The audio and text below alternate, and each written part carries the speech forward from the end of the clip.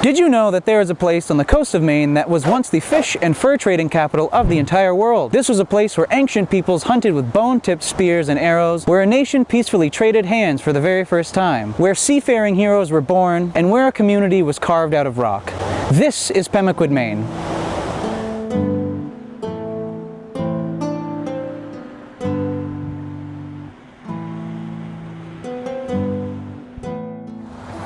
Hello and welcome to the Bristol Parks official YouTube channel. My name is Seth and I will be your host as we journey around this wonderful ancient place known as Pemaquid, Maine.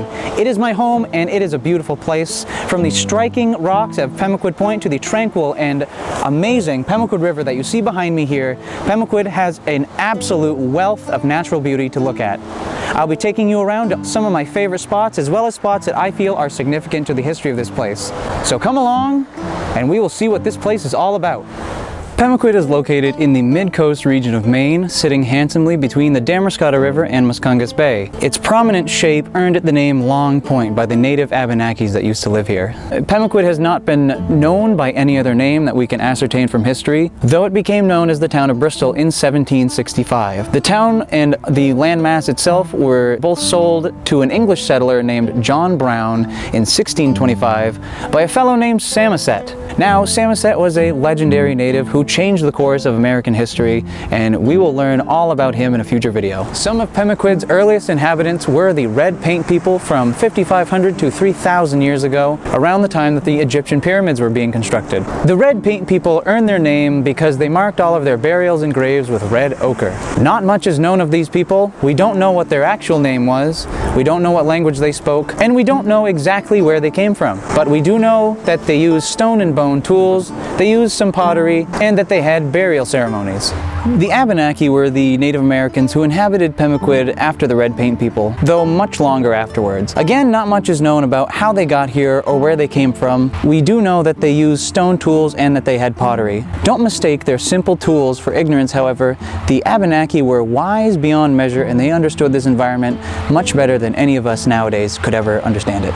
The second sets of visitors to Pemaquid are not easy to pinpoint. One thing is for sure, it probably wasn't 17th century Europeans. Now, some say that the Phoenicians of the ancient Mediterranean about 3,000 years ago were the first to pay Pemaquid's shores a visit. Others think that the Vikings came and laid claim to this place. These claims are very hard to verify, and I will cover them in a future video. Pemaquid's most prolific settlers obviously have to be the French and British who came here at the end of the 17th and 16th centuries. Those early settlers reshaped this land in the image of the lands that they had left behind. It was King George who called the forests of Pemaquid, and indeed the rest of the North American woodland, the King's Woods. It started generations of aggressive deforestation. As a result, Pemaquid experienced one of the busiest shipbuilding eras in North American history. Nowadays, Pemaquid's economy is largely dependent on seafood and scenery. Tourism, lobstering, and fishing bring in the majority of the money that keeps the peninsula alive today. There are an untold number of stories here in Pemaquid. Some of them have been written down, nearly all of them have been forgotten. Pemaquid's written history started in the 1500s roundabout, and since then quite a lot of strange things have happened. In the 1630s, our shores were raided and plundered by a Caribbean pirate.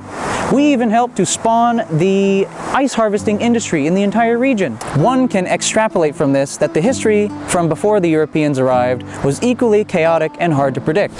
What isn't chaotic and hard to predict, however, will be the types of videos that you will find on this channel. Here you will soon find videos of histories, mysteries, and everything in between. I will feature all of the wonderful nature that you see behind me here, as well as spotlights on local jobs. I'll let you know what it takes to live on the coast of Maine year-round. It's a lot different than you'd think. Thank you very much for joining me here on the Bristol Parks official YouTube channel. To any of my viewers in Pemaquid, be proud of your town. It has a lot of history and it is a great place to be from. To those of my viewers not from Pemaquid, please find a map, find a globe, anything that will show you what Earth looks like, and find Pemaquid on it, and please do pay us a visit. Thank you for watching. We'll see you on the next one.